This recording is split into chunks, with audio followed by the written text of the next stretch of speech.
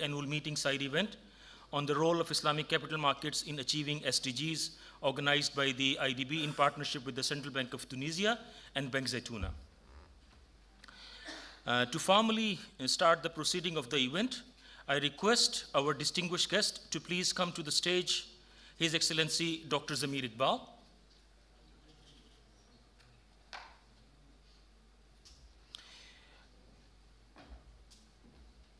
His Excellency Marwan Al-Abbasi, Governor, Central Bank of Tunisia.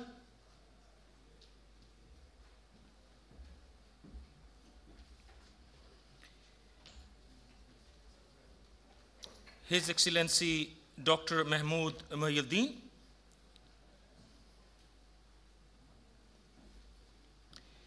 His Excellency Dr. Sri Mulyani Indrawati, Minister of Finance, Indonesia. Her Excellency, I'm sorry. See, with all his living in ISDB with so many hymns, so it is difficult to say her. So thank you very much for correction, His Excellency, Her Excellency.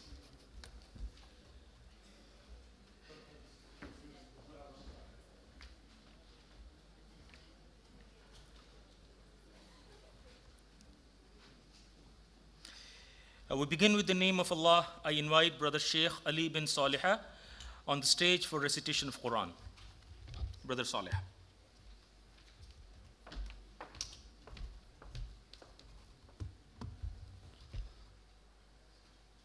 أعوذ بالله من الشيطان الرجيم.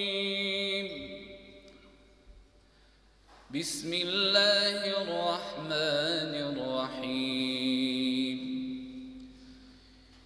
إن ربك يعلم أنك تقوم أدنى من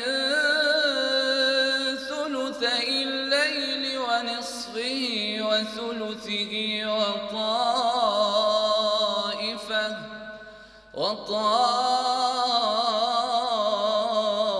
وطائفة من الذين معك والله يقدر الليل والنهار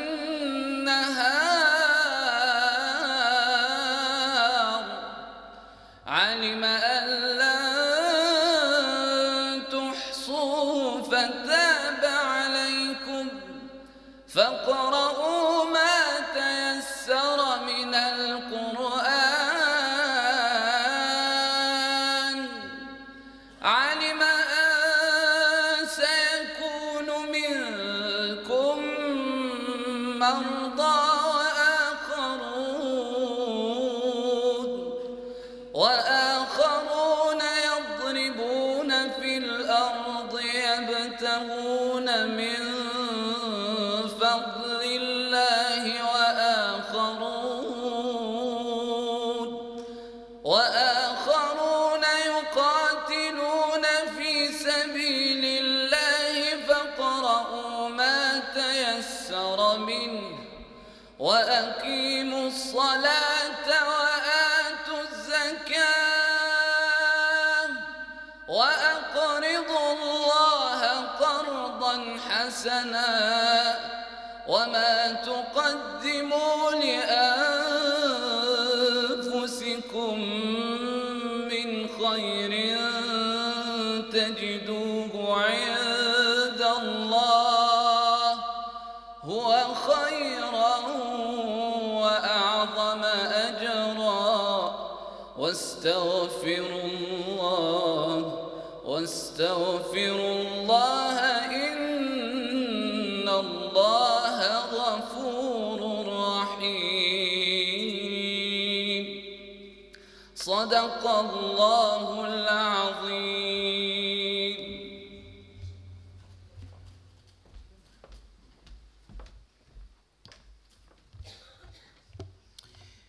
Jazakallah khair, Brother Sheikh Ali bin Salih, for very beautiful recitation of Quran.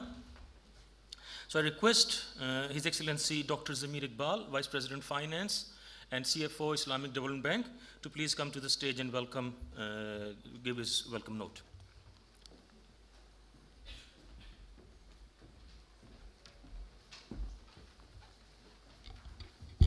Thank you, Dr. Daud.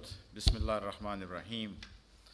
Your Excellency Dr. Sidi Milani Indrawati, Your Excellency Dr. Mahmoud Mahayuddin, Your Excellency Marwan Al-Abbasi, Excellencies, distinguished dignitaries, ladies and gentlemen, Assalamu alaikum wa rahmatullahi wa barakatuhu.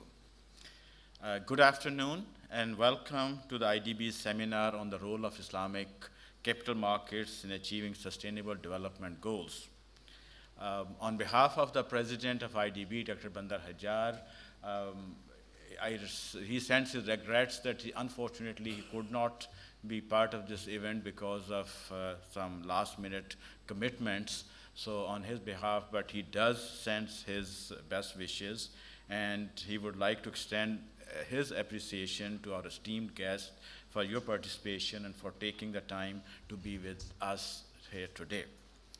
Islamic Development Bank, a global organization, brings together 57 member countries from across 4 continents, touching the lives of 1 in 5 of the world's population.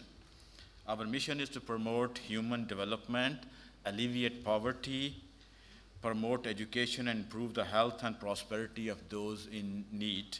With specific reference to today's seminar, I would like to touch on both Islamic capital markets in general and also how the IDB group believes in the potential role of Islamic capital markets in achieving its development goals. As you may know, that Islamic finance industry has grown at a double-digit rate over the last decade and amounts to around US $2.3 trillion and expected to reach somewhere between 3 to 4.3 trillion US dollars in 2020. While the Islamic finance industry continues to be dominated by the banking sector, comprising about nearly 75% of the market segment, capital markets are growing and capturing about 20% of the market segment, which still remains quite important. Within the Islamic capital markets, Sukuk are the most important instruments used by both sovereigns and the corporates for resource mobilization. IDB itself has been issuing Sukuk since 2003, using the market mobilized funding to complement its own equity capital. To date, we have raised a total of 21 billion US dollars through Sukuk to finance development projects in our member countries. Recent trends in the issuance of Sukuk are very encouraging. More specifically, the total international Sukuk issuance stood at around $95 billion by the end of 2017, after more than $85 billion in 2016. Of course, more than 50 billion worth of Sukuk were issued by the sovereigns, amounting to 75% in 2017. Although the Sukuk market is still in formative stages, it has developed at a significant pace. IDB strongly believes that in today's world, the global financial order needs to adopt a new banking and finance paradigm, one that is built on the principles of economic and social justice, risk sharing, and the direct linkages with the real economy and avoidance of excessive speculation. Islamic finance is inherently structured to service this new paradigm, as highlighted by the 2017 Global Report on Islamic Finance, which was co-developed and authored by Islamic Development Bank and the World Bank. This report was launched yesterday, and I hope some of you were able to attend and participate in the discussion and the findings of this report. This report could identify that how Islamic finance, and particularly Sukuk, could help to address the environment and the social governance, or ESG issues, central to sustainable growth and development, and support the timely implementation of sustainable development goals. Outside the IDB, Sukuk has been used to mobilize funds for development as well. For example, Gavi, the Vaccine Alliance, which issued with the help of the World Bank, issued multiple Sukuk that raised about $700 million to help protect tens of millions of children against preventable diseases. This is truly a social impact investment on a grand scale, and there's so much more innovative and creating instruments from green bonds to fintech and ethical funds that can be utilized to achieve meaningful goals. With such instruments and the growing development of green Sukuk, similar to the one which was recently issued by the government of Indonesia, green bonds exclusively focus on climate-friendly initiatives, and investors need not consider financial success and socially responsible investing to be mutually exclusive. While there are much more, there is much reason for enthusiasm about Sukuk and the potential of Islamic capital markets, much more needs to be done. The market faces some severe challenges when it comes to creating secondary market, when it creates liquidity and a lack of a uniform regulatory support in our member countries. Despite these challenges, the potential of Sukuk meeting the unique needs of the investors and the funding seekers, as well as inherent built-in ethical components and constraint on leverage, one can assume that it has yielded ample avenues to counter the problems, the challenges faced. For example, the hybrid Sukuk that combines the features of 2 or 3 different structures into one has in particular could be capable of accommodating various different risk appetites. Recent endorsement of G20 for asset-based finance is another positive development in favor of further development of Sukuk market. On our part, Islamic Development Bank has initiated a model Sukuk law and guidelines project that leverage global best practices and would allow the IDB group members and other jurisdictions a basis for creating a sustainable and enabling legal framework for Sukuk issuance and regulation. We hope that this would go a long way towards addressing the fundamental needs of creating enabling environment and standardization products in our member country, as these things were very clearly outlined in 3rd Annual IDB World Bank Symposium on Islamic Finance held in Kuala Lumpur in December 2017.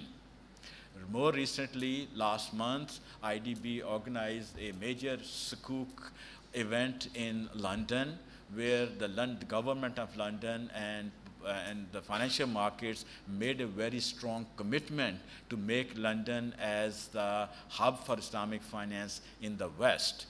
All these things points to many opportunities which wait for the Sukuk market to tap and to help to meet the IDB's mandate of development.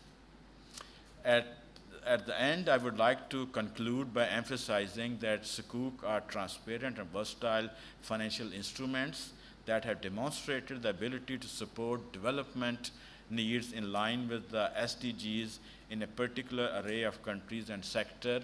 In this way, Sukuk could become a vehicle for providing ethical and responsible finance for development, which is at the heart of mandate of pretty much all MDBs.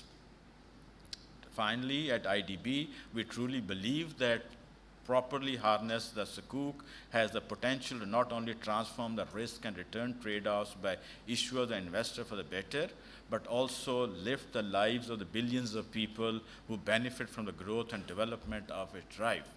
I take this opportunity to sincerely thank our speakers who were very kind to accept our invitation and be with us today. With that, thank you so much, and I hope you benefit from their wisdom and from their experience. Thank you so much.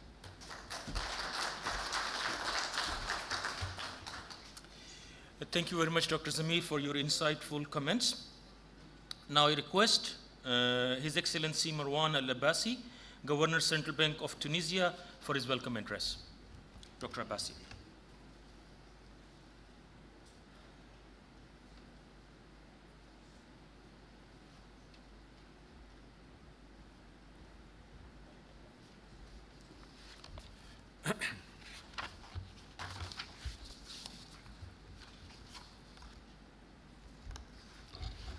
السلام عليكم. بسم الله الرحمن الرحيم.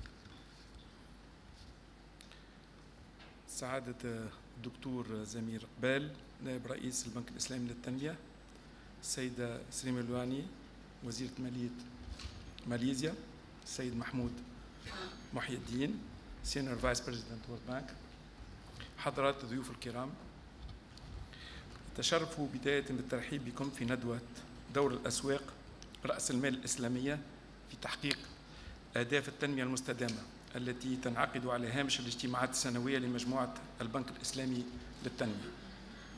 ويسعدني أن أرحب بأصحاب المعالي محافظي الدول أعضاء مجموعة البنك الإسلامي للتنمية، شاكرا مقدرا لهم هذه المشاركة. والشكر موصول أيضا إلى جميع المتحدثين والمشاركين، متمنيا لهم طيب الإقامة والأعمال الاجتماعات السنوية النجاح والتوفيق. كما لا يسعني أن أثني بالشكر على منظمي هذه التظاهرة الهامة. سيداتي سادتي، لقد برزت المالية الإسلامية اليوم كأحد الأدوات الفعالة لتنمية المشاريع التنموية على المستوى العالمي حتى في الدول الغير المسلمة، وقد اكتشفت معظم الأسواق المالية العالمية بالبراهين والدلائل فعالية هذه المنظومة المالية الجديدة، واعتبرتها جزءاً من المنظومة المالية العالمية. والنتيجة لهذا النجاح الذي حققته المالية الإسلامية على مستوى العالمي فإن هناك إمكانية كبيرة للاستفادة منها في تذليل بعض العقبات والتحديات التي تواجه الدول، خاصة في مكافحة الفقر وتحسين مستوى العيش. إن دور التمويل الإسلامي في تعزيز أهداف التنمية Sustainable Development Goals يتعزز خاصة بدعم الاستثمارات في البنية التحتية التي تعتبر تقليدية مسؤولية القطاع العام، والذي أصبح حجم تمويلها محدود بسبب تكلفتها الباهظة في علاقة بالضغوطات على الميزانية والعجز الذي تواجهه الحكومات من ناحية أخرى. في هذا الإطار تعكس الإحصائيات الأخيرة في السوق العالمية للخدمات المالية الإسلامية التطور الملحوظ في حجم الأصول التي أفرزها النظام البنكي والمالي الإسلامي المقدر في 2016 ب 2.2 تريليون دولار أمريكي، والتي رغم نسبتها المتواضعة من حجم التمويل على مستوى النظام المالي العالمي فإن المتوقع أن تصل إلى 3.8 تريليون دولار أمريكي سنة 2022 بنسبة نمو مستمر يضاهي 9.5%. كما حققت سوق السكوك الإسلامية وصناديق الاستثمار الإسلامي نمواً واضحاً تجاوز 14% خلال عام 2015 بحجم 342 مليار دولار أمريكي، كما بلغت في 2016 345 مليار دولار أمريكي، وتقدر إصدارات السكوك لسنة 2017 ب 100 مليار دولار أمريكي. ومن المتوقع أن تصل قيمة هذه السوق في 2022 حوالي 600 مليار دولار أمريكي بالنسبة للسكوك الإسلامية، و403 مليار دولار أمريكي بالنسبة لصناديق الاستثمار الإسلامي. سيداتي سادتي، حضرات الضيوف الكرام، بالنسبة لتونس وفي خضم الظرف الحالي للتحول الديمقراطي التي يتسم بصعوبات اقتصادية كبيرة، تمثل المالية الإسلامية حلاً لتعبئة الموارد الضرورية بغية التأسيس لمرحلة جديدة من النمو الإدماجي والمستدام تمهد لاستكمال الانتقال الاقتصادي. ويعتبر الإدماج الطبقات الشعبية الهشة وتمكين المرأة وتطوير قدراتها الاقتصادية من أهم محاور تدخل البنك الإسلامي للتنمية في الفترة القادمة. كما يعتبر برنامج الإدماج المالي من خلال تمويل المشاريع الصغرى من أوكد الأولويات التي يمكن البنك الإسلامي إقرارها دعما لعملية الإصلاح الاقتصادي التي تمر به البلاد. هذا ويبدو واضحا دور التمويل الإسلامي وأهميته في تعبئة الموارد لتمويل المشاريع التي تعمل على تكامل أفضل بين بلدان المنطقة، باعتبار أن أي تكامل اقتصادي بينها سيؤدي إلى تحسين مستوى الأداء الاقتصادي وتنسيق خطط التنمية الشاملة فيما بينها. إذا لا يجب أن تقتصر عملية التمويل فقط على المشاريع الإنتاجية التي تقوم على استخدام عوامل الإنتاج المتوفرة في كل دول الإسلامية على حد، بل وبالضرورة يجب أن تشمل كل الدول عبر توسعة صناعة الخدمات المالية الإسلامية وتيسير إدماج اقتصادات الدول الأعضاء فيما بينها. وباعتبار حجم التحديات التي تواجه البلدان خاصة في منطقة المغرب العربي، ما يتطلب تدخلا مكثفا للبنك الإسلامي للتنمية عن طريق المؤسسات الراجعة لها بالنظر كالمؤسسة الدولية لتمويل التجارة، قصد دعم التبادل التجاري في هذه البلدان وتطوير الصادرات، كما يجدر في هذا الظرف الصعب أن يتدخل البنك لتأمين الصادرات والاستثمارات.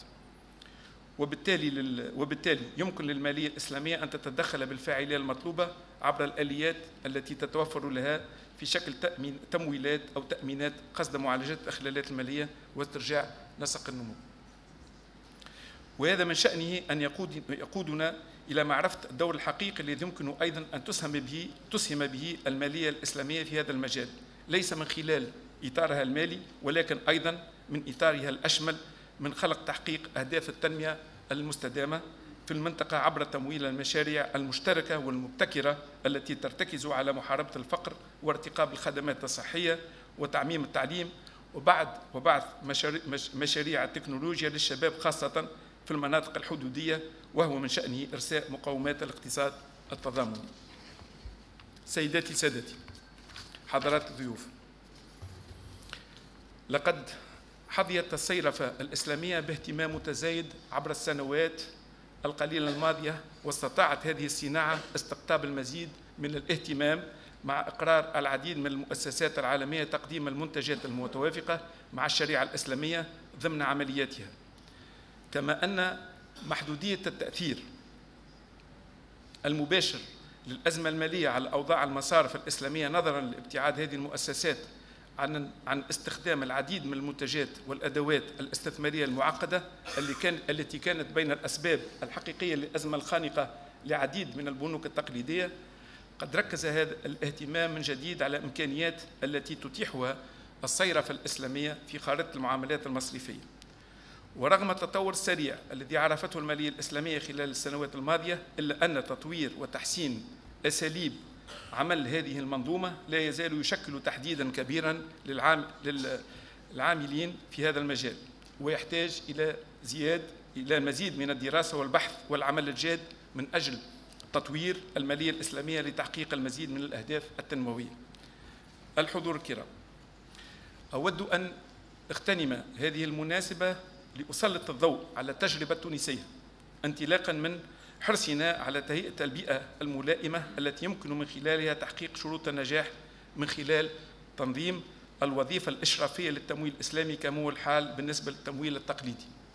ومن المفيد أن نستذكر الجهود التي بذلتها السلطات التونسية في السنوات الأخيرة لوضع إطار قانوني منظم للصناعة المالية الإسلامية، كللت بإصدار جملة من القوانين، منها القانون عدد 30 لسنة 2013 المتعلق بالصكوك الإسلامية، بالقانون عدد 47 لسنة 2013 المتعلق بصناديق الاستثمار الإسلامي، والقانون عدد 47 لسنة 2014 المتعلق بتنقيح وإتمام مجلس التأمين وإحداث التأمين التكافلي، والقانون عدد 48 لسنة 2016 المتعلق بالبنوك والمؤسسات المالية لسد الفراغ القانوني المنظم للنشاط المصرفي الإسلامي.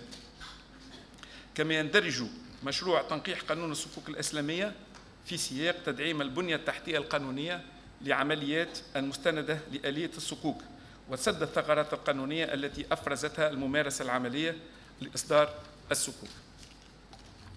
إن تونس من خلال رغبتها في تنظيم المالية الإسلامية وتأطيرها قانوناً إنما تريد لهذه الصناعة أن تكون مهمة في تعبئة الموارد المالية الداخلية والخارجية وتوجيهها نحو تمويل الاستثمارات المجدية بما يسهم في دفع الاقتصاد الحقيقي والتركيز أساس لبناء الاقتصاد الاجتماعي والتضامني الذي يعد بدوره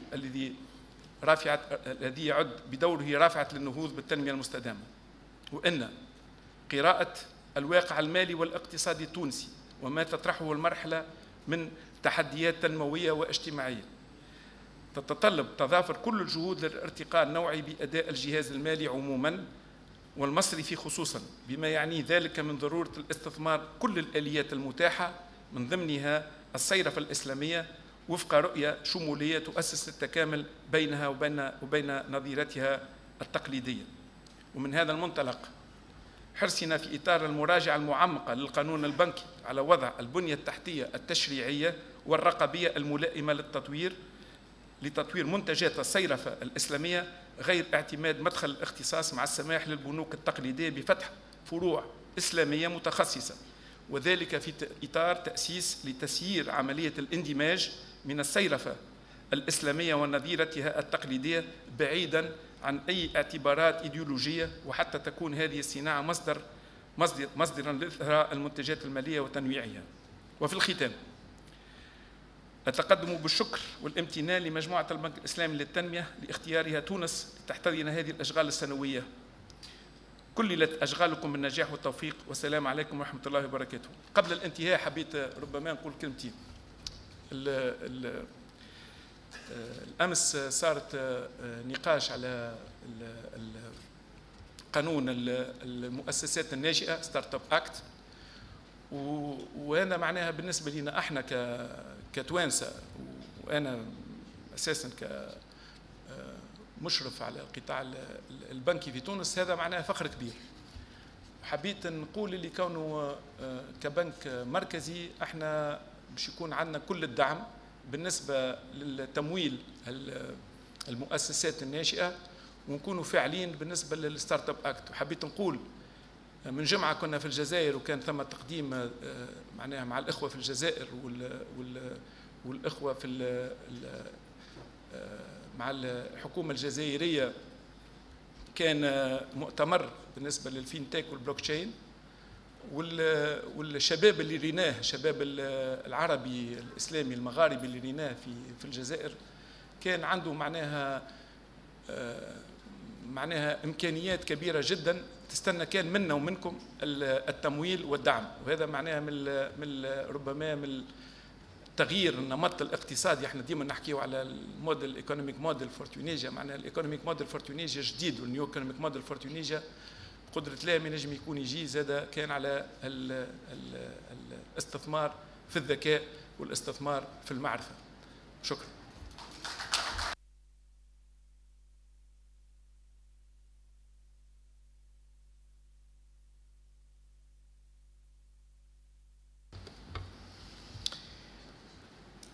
Thank you very much, His Excellency Marwan Al-Abbasi, for your kind words and presenting the road path for developing Islamic banking and finance in Tunisia. Now I request His Excellency Dr. Mahmoud Mahiuddin, Senior Vice President for the 2030 Development Agenda from the World Bank, to please come over the stage and deliver his keynote speech.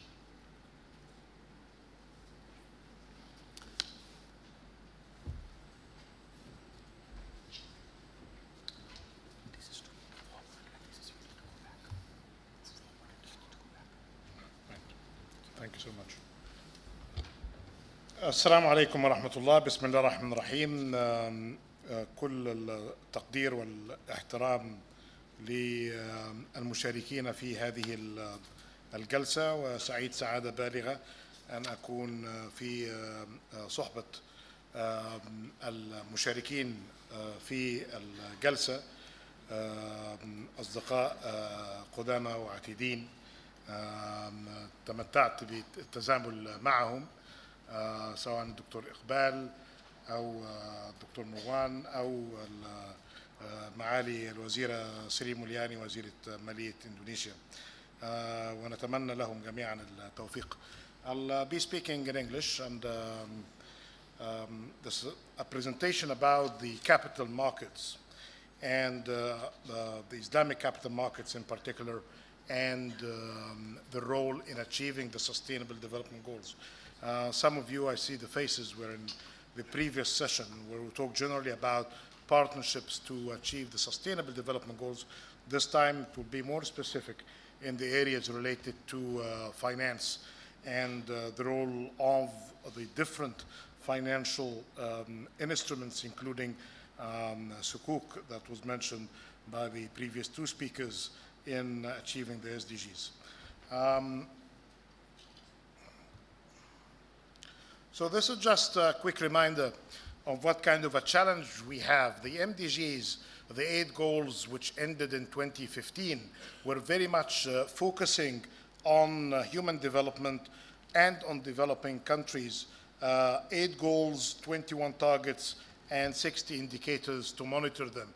The SDGs are more comprehensive, more integrated, more interconnected, and in terms of numbers, there are 17 goals, 169 targets, and more than 230 indicators to monitor them with. And unlike their predecessors, they are not just focusing on human development, but they are tackling a holistic approach to development through emphasis on economic, social, and environmental aspects. And they are very much universal. They are not just about developing countries, developed, advanced economies are all included in the priorities of this agenda, which had been supported fully by a special summit in September 2015 in New York by the leaders of the member states of the United Nations.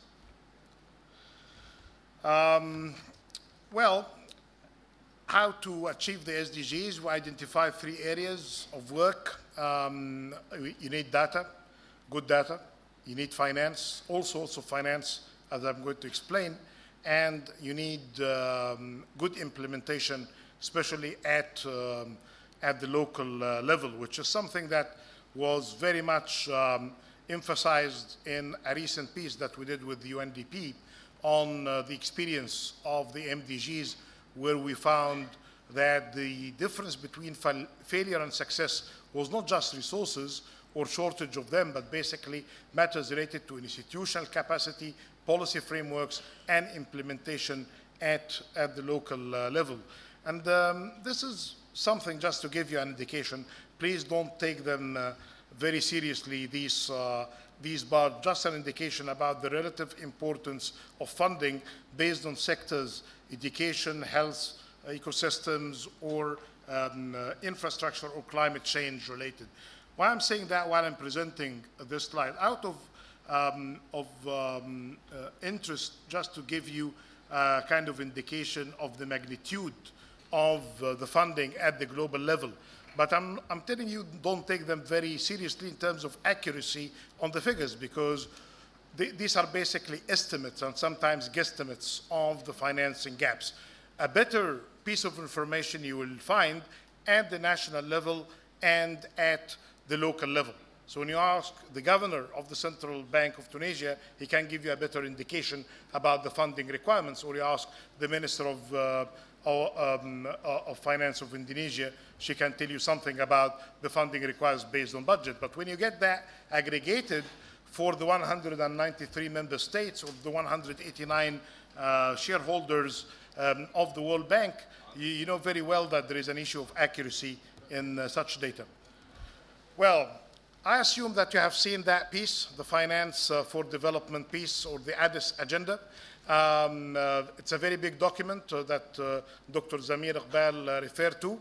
But if you haven't seen it, this can get you a kind of a knowledge of what we're talking about. 4 sources of finance: public, private, domestic, and external. This is the whole document. Add to them, these are 4 chapters. Add to them 3 other chapters, 1 on trade, 1 on public debt management, and the final and most important chapter, perhaps, for the occasion of having this gathering focusing on STI. It's about science, technology, and innovation, and how to use them to implement the SDGs.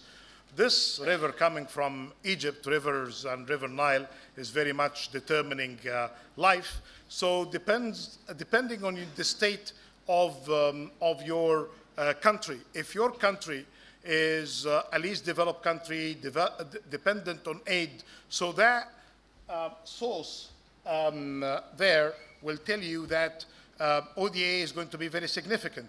But for countries like, say, a G20 country like Indonesia, domestic resource mobilization, attracting private and private sector investment, domestic and external, will be very much more important than relying on some concessional finance. At the World Bank, we have been emphasizing what we call the cascade, that we shouldn't be crowding out the private sector, that we are going to, our TTLs or the task team leaders are going always to ask their government counterparts whether that the particular project that they are asking a funding for is eligible and feasible for the private sector. And if it is not initially feasible, we'll try to help it to be feasible, like improving the regulatory environment or providing some grants or guarantees. If all questions got a no answer, in this case, we are going to be providing the funding as a kind of a last resort basis of finance. And this has very much have been reflected in what's called the Hamburg Principles of the G20, which have been endorsed by all of the MDBs. This is giving you an indication of the private sector interest based on their own assessment on how they can fund the sustainable development goals and their priorities of finance. This is coming from the Business Commission of Sustainable Development as the priority areas of the work.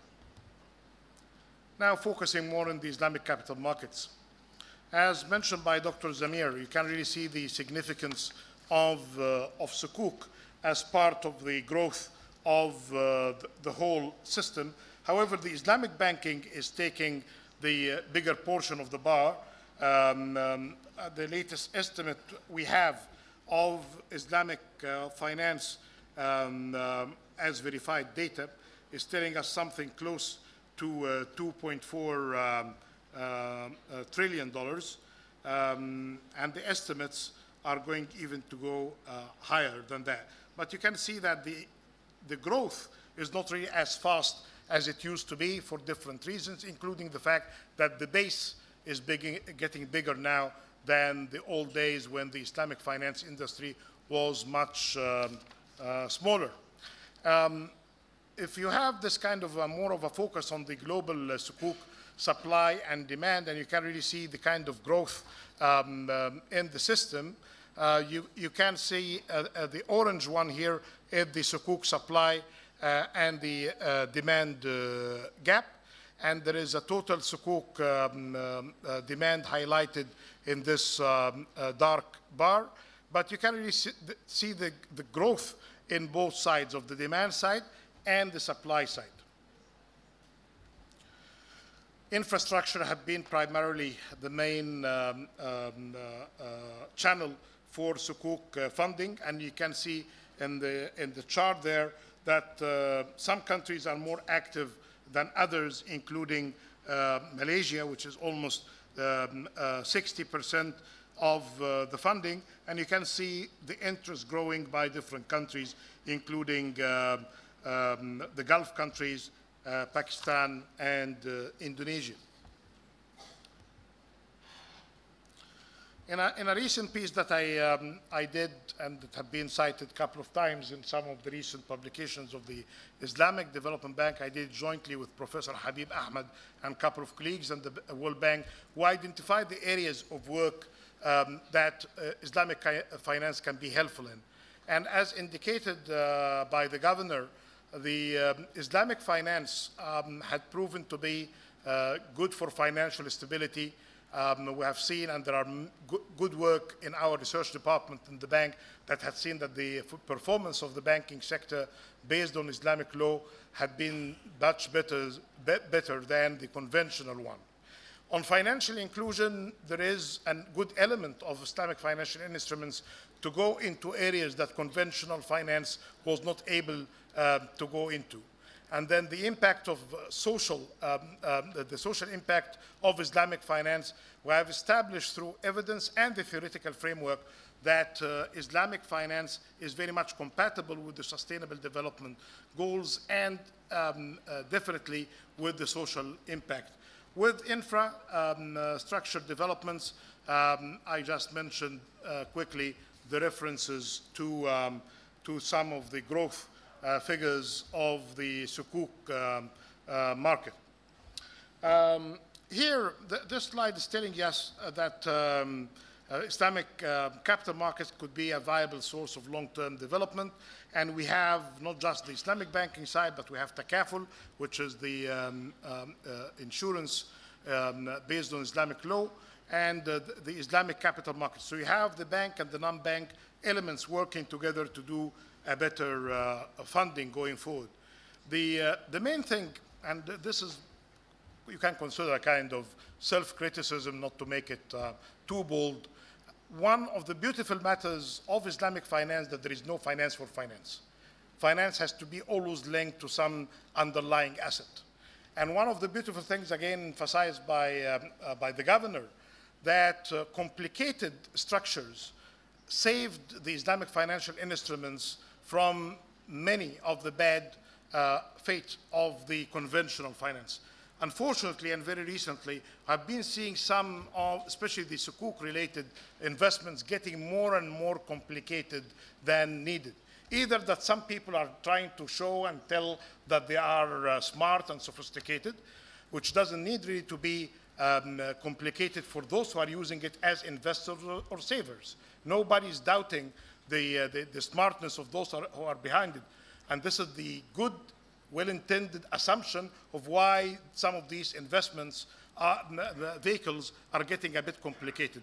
But the not very well-intended one, it could assume that there would be some sort of intention to complicate the structure to avoid some sort of regulatory considerations or filters. And this is the thing that we need really to be very careful at.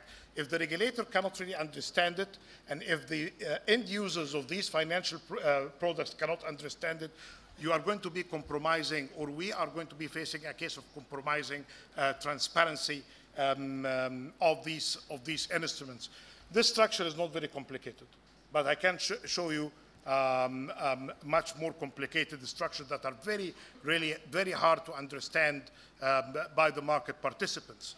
We give here a variety of examples on where asset-backed nature of Sukuk could be used, and the link between the underlying assets revenue and the Sukuk investors' return. How could all of that establish a kind of a public-private partnership supported by a good legal framework to do a better job in the future? And here is just, this is not a theory. These are basically still, we got them from real case examples. And I'll leave this PowerPoint not to take more of your time, but some of the examples, for instance, the global Sukuk for $500 million raised by the International Financial Facility for Immunization. It's a good health project. In education, we have some products for Nigeria. And we have recently in the Sudan a Sukuk issued for funding government, and then liquidity management facilities for Bahrain, Gambia, and Brunei, and many good examples in Malaysia in infrastructure and support and technical assistance in Saudi Arabia. One of the good examples I've seen recently, that we may start with a small transaction like the one that we did recently for Malaysia of around $65 million. And then next day, you see this good example supported by the World Bank had been multiplied and scaled up by different others, different other partners. Then, Islamic or not, again, we shouldn't really be forgetting the pillars of a sound financial sector: legal framework, consumer protection, effective regulations, financial literacy, and indeed encouragement of financial innovation. By that, you can get good mobilization of savings and investments. I skipped this one, and this one is just confirmation of the same kind of matters. I want really to get, and finally, into this area related to Islamic finance, capital markets, and the technological disruption that we are seeing today. In order to benefit from the technology, you need to have the kind of investment in technology that would allow the whole society, not just the financial sector, to benefit from it. And issues related to speed, coverage, and investment in the infrastructure is very much required in this area. I'm not expecting you, I'm not doing an eye test for you, this is for the printed version, but this is basically to tell you in all areas of technological disruption, there are benefits of the financial sector if you are well prepared for that. On the money market side, on the cash transfers, on the identification of the clients, on matters related to efficiency of operations, on the payment system and how they can benefit from technology, in terms of enhancing the supply chain and the link between the financial side and the real sector side. This is the positive matter here. And that benefited definitely from blockchain and technologies. But a point of warning here, because I cannot just mention the positives without really giving you a hint about what we see in some of the possible abuses of a promising technology associated with blockchain that could really complicate every line of industry, including the innovations in the Islamic finance side that is trying to use more and more technological means to advance its course. And if you see three recent references, one by the managing director of the Bank of International Settlements, who referred to bitcoins, that they are not coins, definitely. They are assets, crypto assets, and they are associated with major concerns and risks to the stability of the financial sector and the monetary system. And the ups and downs that we have seen within weeks are basically sending very tough signals in that matter. More than signals, actually. There are major losses that happened because of that. Then others who call it as a bubble.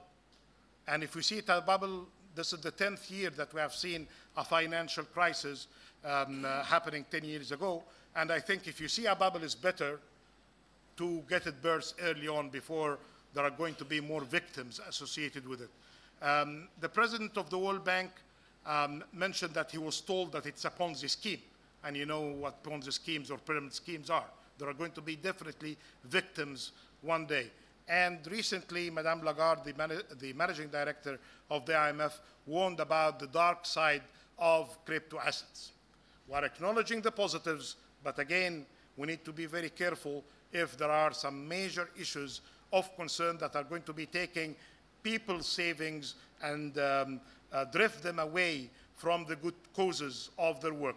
This is going to tell us nothing bad about fintech. Fintech is still good for financial inclusion, that you can reach more people, you can use mobile money. You don't need really to confuse the good and the bad. And I like, again, this example that I cited earlier from The Economist of this week. It's about the example of using these new technologies, comparing them to fire and electricity.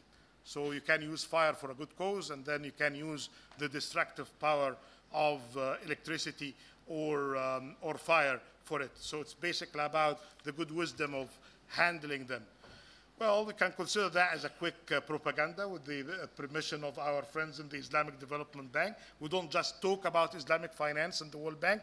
Our good Minister of Finance of Indonesia, she was leading the work as managing director of the bank.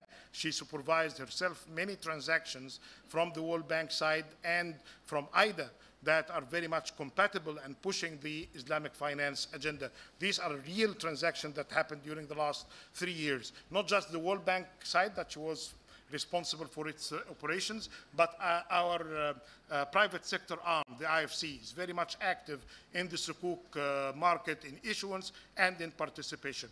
Our multilateral guarantee agency have done one of the biggest transactions, Sharia compliant in Djibouti, close to $427 million.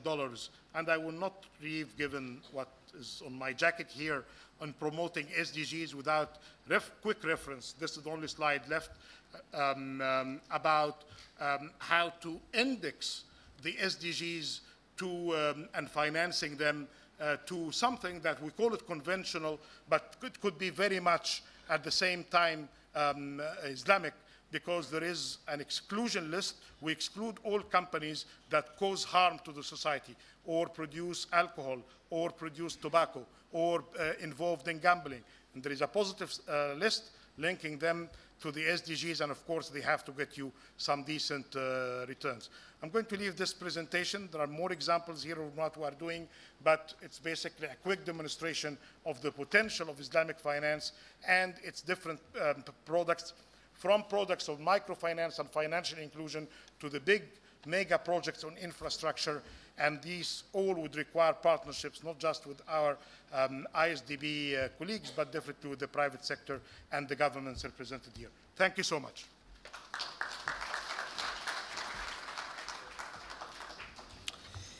Thank you very much, Dr. Mohyeldin, for your very constructive remarks for the development of the Islamic capital markets. Now I request Her Excellency, Dr. Sri Mulyani Indrawati, Minister of Finance in Indonesia, to please come over the stage and present your keynote speech. Dr. Indrawati.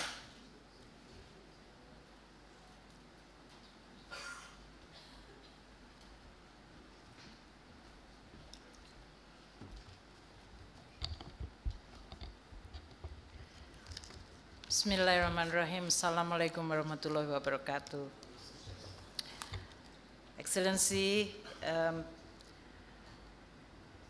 Governor Central Bank of Tunisia, Mr. Maroun Abbasi, my colleague, Dr. Mahmoud Muhaidin, Senior VP of the World Bank, the CFO of the Islamic Development Bank Group, and distinguished guests, ladies and gentlemen.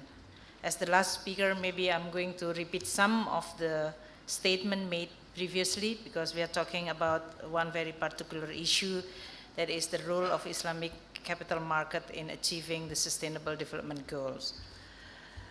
I would like to express my appreciation for this invitation to join all the speakers to speak about the role of Islamic capital market in achieving the Sustainable Development Goals. It is really an honor for us, Indonesia, especially in presenting our thinking, as well as update you with the progress being made, especially for Indonesia, in developing Islamic capital market, not only in achieving sustainable development goal, but as an instrument for the development, general development for Indonesia. Today's seminar and its topic is very timely and touches a pertinent issue in the global agenda: how Islamic finance can significantly contribute to the achievement of the SDG. In this very occasion, I would like to discuss on the current economic development first, and then the current status and outlook for Islamic capital market, and the role of Islamic capital market in bringing the development gap and Sukuk as an instrument of resource mobilization for SDGs. Let me start with the global economic environment. The global economic outlook is showing positive sign of an upswing. The International Monetary Fund projects that global growth will accelerate to 3.9% in 2018. Meanwhile, global trade has regained significant momentum, supported by an upturn in investment. As headwinds ease for commodity exporters, growth across emerging and developing economies is expected to pick up. This is no exception for Indonesia, also enjoying the pickup on both investment and export, in addition to our robust consumption growth. However, the downside risks remain that could impact our agenda. To name a few: first, rising protectionism and retreat to inward-looking policy, the threat of possible trade war among major countries, financial vulnerability, as some advanced economies have commenced the process of monetary policy normalization. Third, increasing uncertainty due to geopolitical events. And we are all need to work and strengthen our cooperation in delivering the much needed global public good, as international security and prosperity, which is very important for the global prosperity. This year, we are commemorating the 10th anniversary of the global financial crisis. What we have learned is that there are no shortcuts in reforming a broken system. The various reform measures had enabled many economies to build more shock absorbers and reduce the number of shock amplifiers. As we enter into gradual stabilization and recovery period, policymakers are now faced with the challenge to find an enduring solution to ensure the stability of the financial system.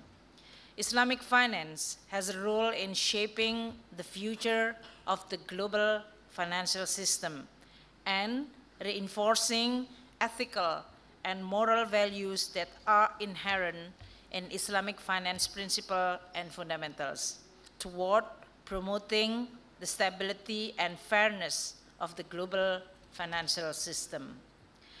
Ongoing effort to further strengthen the resilience of Islamic financial industry would enhance the prospect for global growth and the potential of Islamic finance to contribute toward global financial stability. Now let me discuss the current status and outlook for Islamic capital markets. In the last decades, Islamic finance has been one of the fastest growing segments of the global financial industries and continues to outgrow and outpace conventional financial market. The Islamic assets has been rising significantly and the amount has tripled during the post-global financial crisis, representing an estimated $2 trillion in banking assets and approximately $400 billion in capital market assets. This positive trend is predicted to grow steadily to exceed $3 trillion by 2020. Islamic finance not only attracts Muslim countries, but also has been gaining attention from non-Muslim nations. The practice of Islamic finance that attracts many sectors has been driven largely by its competitive features, such as using the risk-sharing concept, which is explained very well and very detailed by Mahmoud earlier, and deploying finance to the real economy and facilitating redistribution of wealth and opportunity.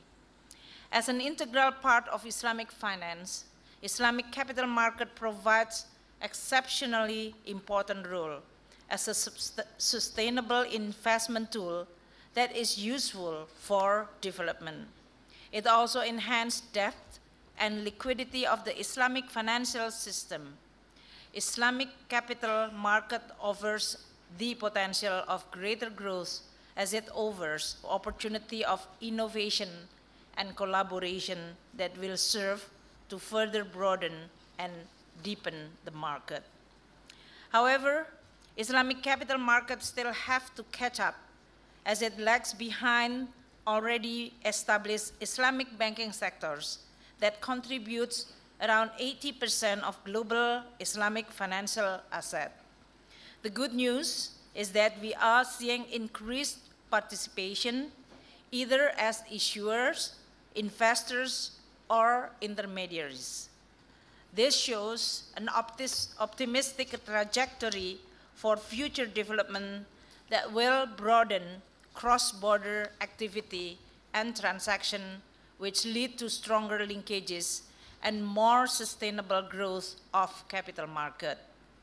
Hence, looking at the trend that I have previously mentioned, I believe that the development and outlook for the Islamic capital market remain highly favorable.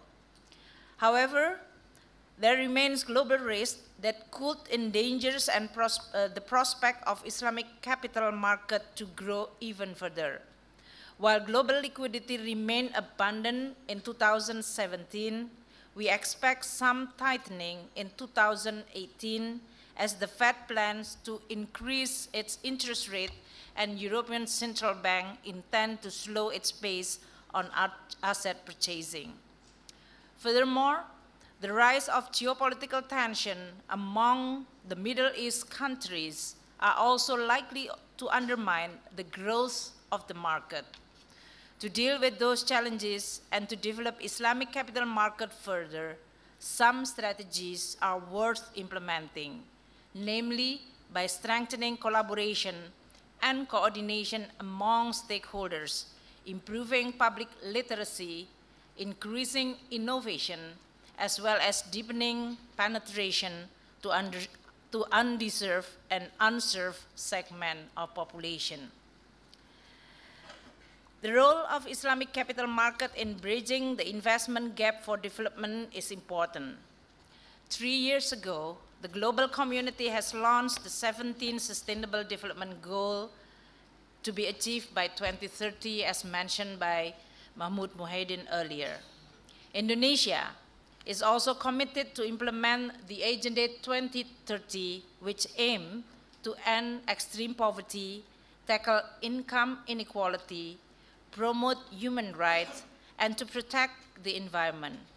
Indonesia has aligned its national development priority with the SDGs agenda and integrated them further into national and subnational development plan. In addition, we have allocated our budget consistently and adapted to the local context. The SDGs cover a wide spectrum of development challenges in the area of social, economic, and environmental sectors.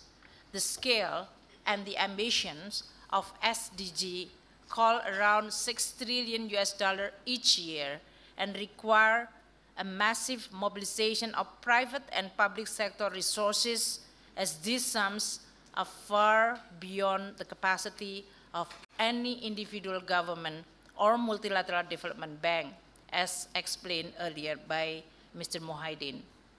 Now our key homework is how to mobilize resources to effectively implement and achieve the SDG by 2030. To answer the challenge, Islamic capital market offers a great alternative to contribute to the achievement of the SDG. Basic framework of capital market system, which include participatory and risk sharing, has reflected the value of Islamic finance in the first place.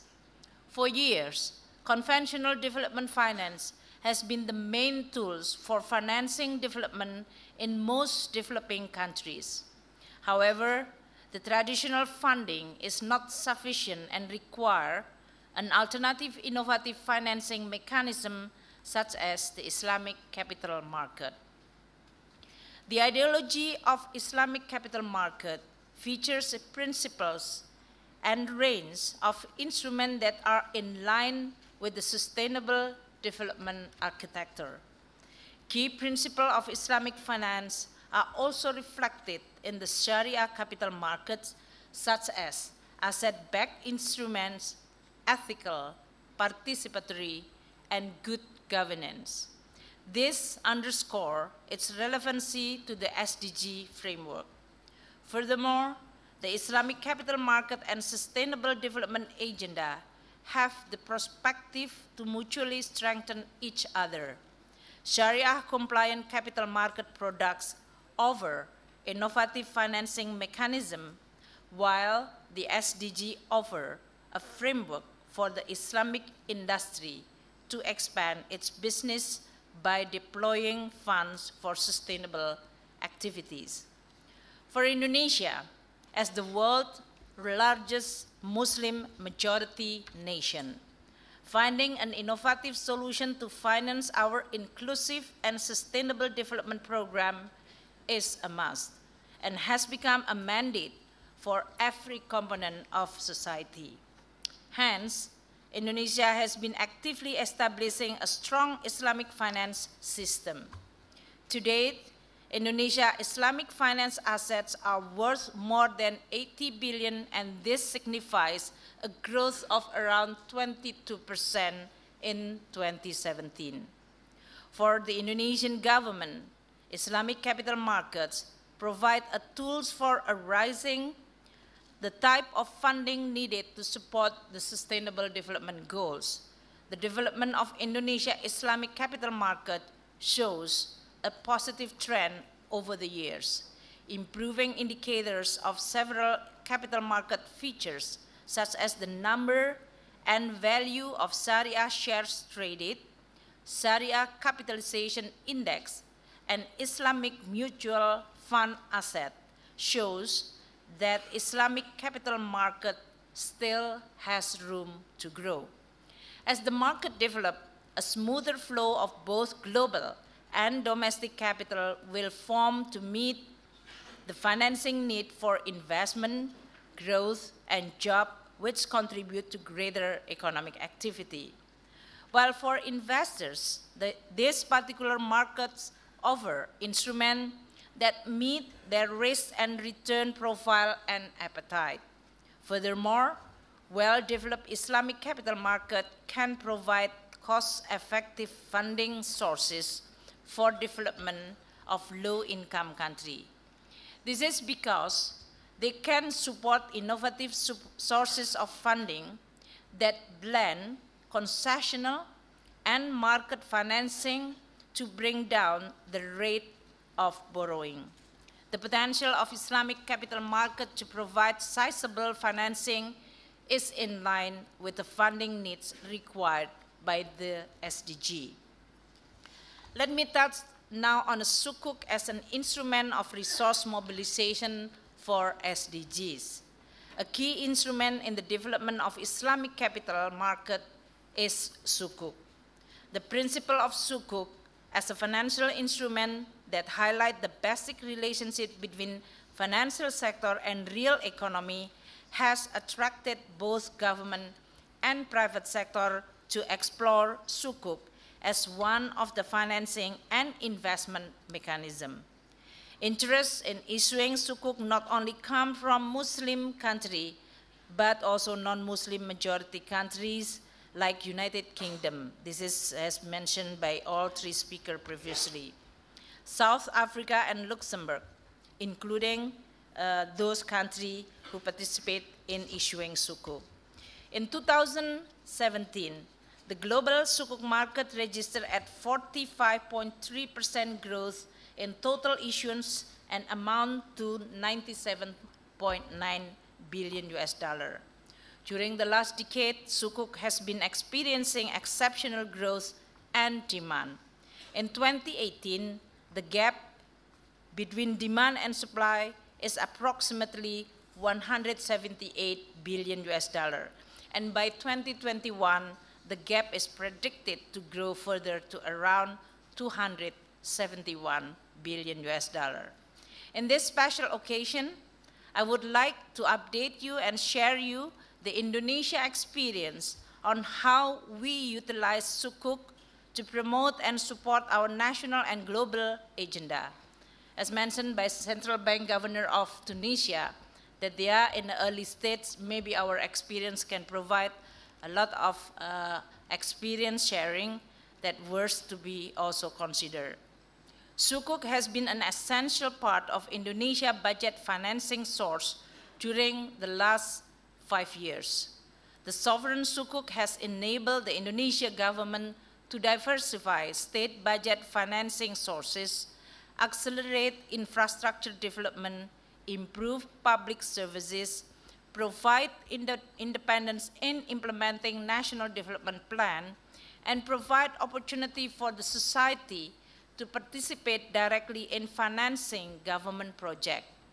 Sukuk has played a significant role in achieving Indonesia SDG agenda, both by actively participating as financing source or by expanding financial inclusion.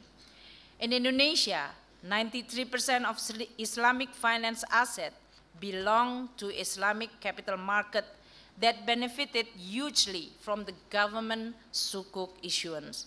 Our sovereign Sukuk experienced the highest growth in the period of 2016 to 2017, with total accumulated issuance amounting to 799.2 trillion rupiah.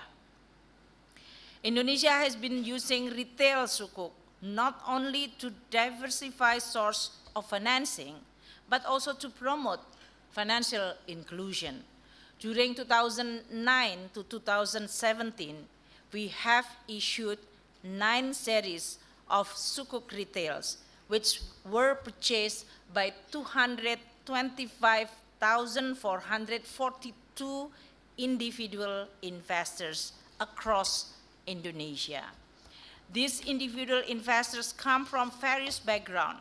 They are professional, student, retirees, entrepreneur, civil servants, and also housewife. Women is a very smart investors. It shows that Indonesia have a commitment to contribute to national development and also has an improved Islamic financial literacy. Indonesia also issued project financing Sukuk, which is explained by Mahmud earlier, with total accumulated amount of 65.2 trillion rupiah or 4.9 billion US dollar. Project financing Sukuk is specifically allocated to finance the development of basic infrastructure and public services. Currently, our total sovereign Sukuk share in the range of 17 of the total government bond portfolio. Last February, Indonesia issued 1.25 billion US dollar 5-year green Sukuk alongside with 1.75 billion US dollar 10-year Sukuk.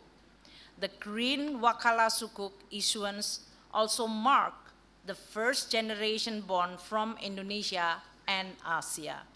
The green Sukuk is the first issuance under our recently established green bond and green Sukuk framework.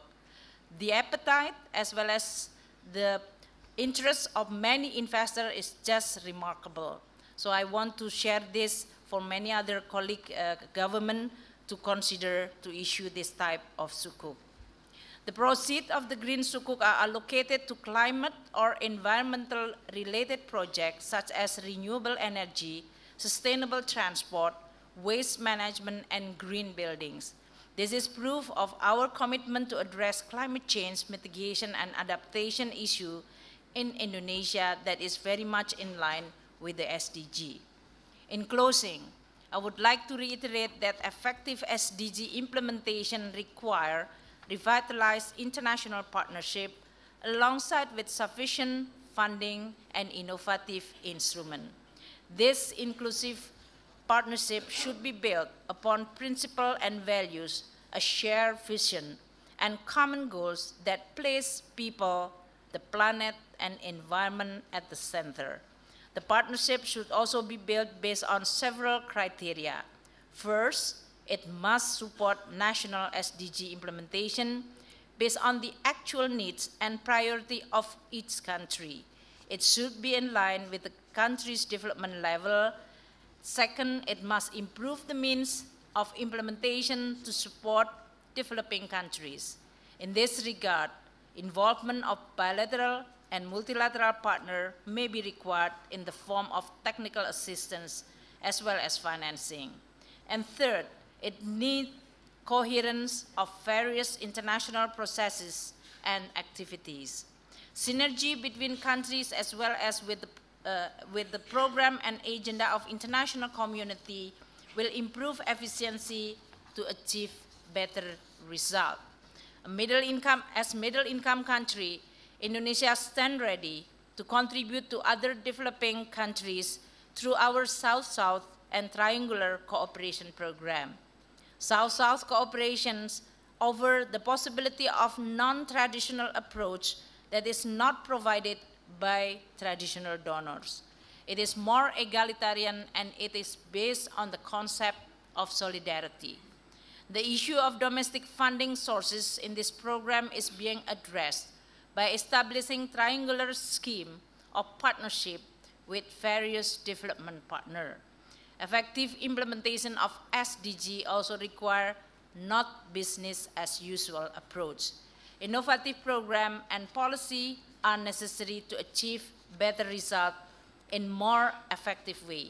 In this regard, we can benefit from various technological advancement as explained earlier also by Mahmud on using the blockchain technology.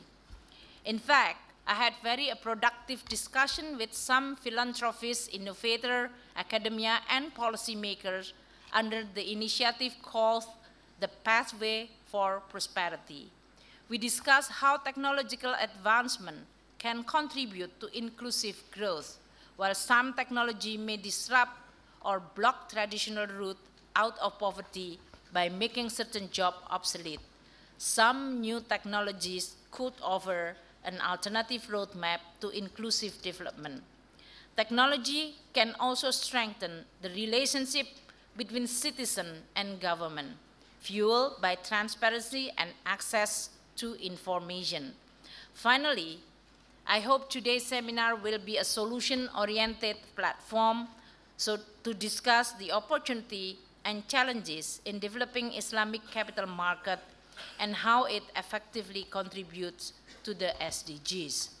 I commend the Islamic Development Bank effort to organize this event as it provides valuable source both for policymakers and industry to exchange knowledge and experience.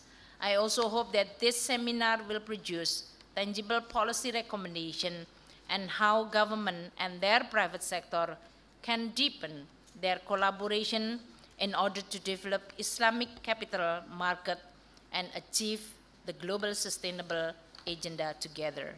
To close my keynote, also allow me to reemphasize my appreciation to the Islamic Development Bank Group, especially to the President and his team, for continued support and commitment in supporting the development in many Muslim world. I look forward for a fruitful exchange. Thank you so much. Wassalamualaikum warahmatullahi wabarakatuh.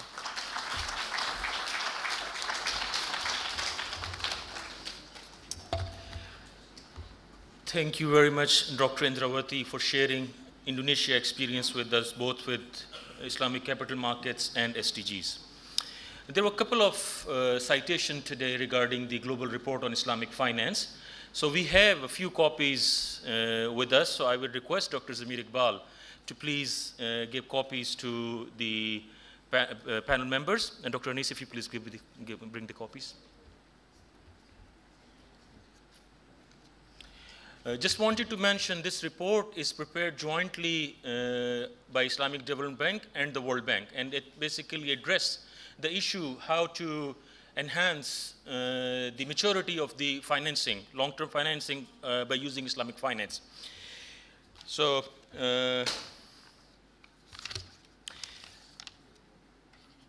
thank you very much, Your Excellencies, for your critical insights and encouraging word. We appreciate your guidance and hope these will act as a beacon for us in terms of promoting Islamic finance to achieve the sustainable development goals.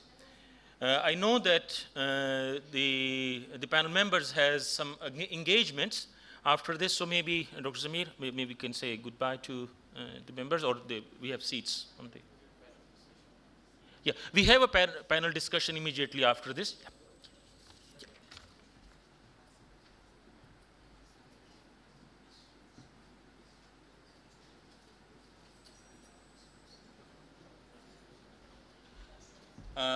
We continue with our program. So thank you very much, the panelists, Dr. Mohyuddin, Dr. Marwan, and Dr. Indrawati, Dr. Zamir Iqbal.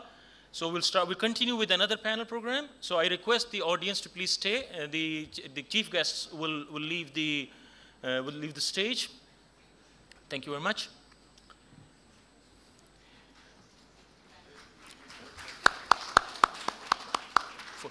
There will be a group photo, so I request please the panel members to please stay on the stage.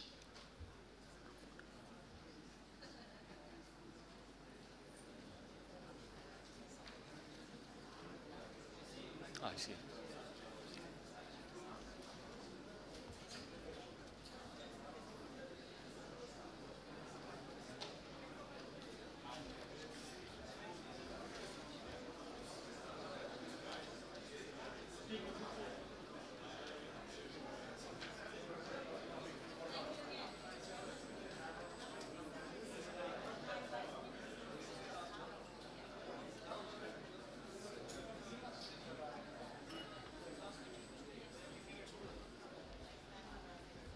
We will continue with another panel discussion, so I request the audience to please stay.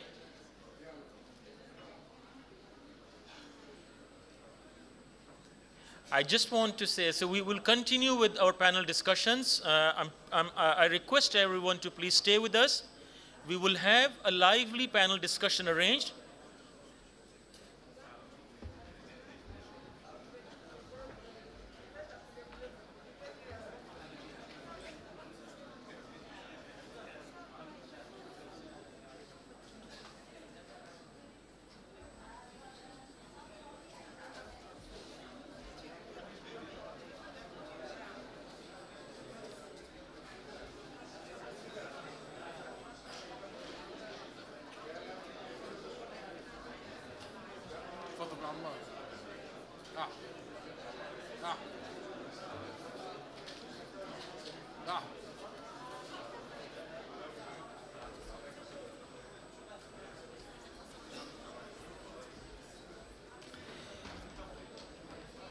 I request Brother Yahya Alimur Rahman to please come on the stage for moderating the next session, the role of Islamic capital markets in achieving sustainable development.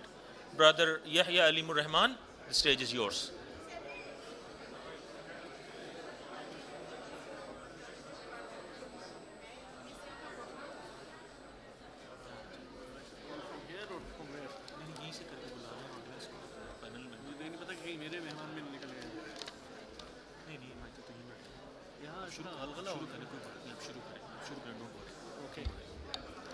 Okay, ladies and gentlemen.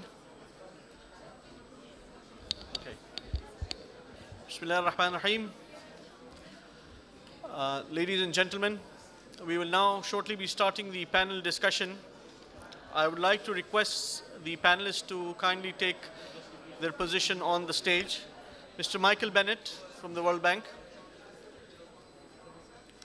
Mrs. Hajra Adiola from Lotus Capital, Nigeria.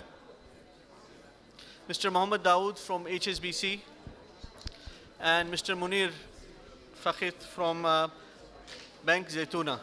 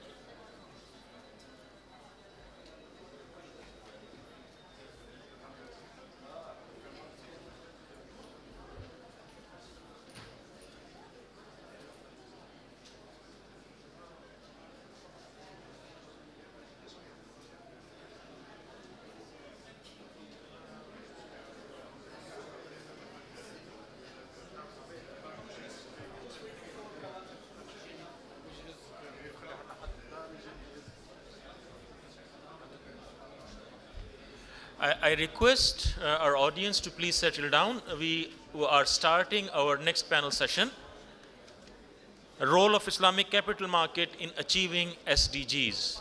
So I request everybody to please settle down.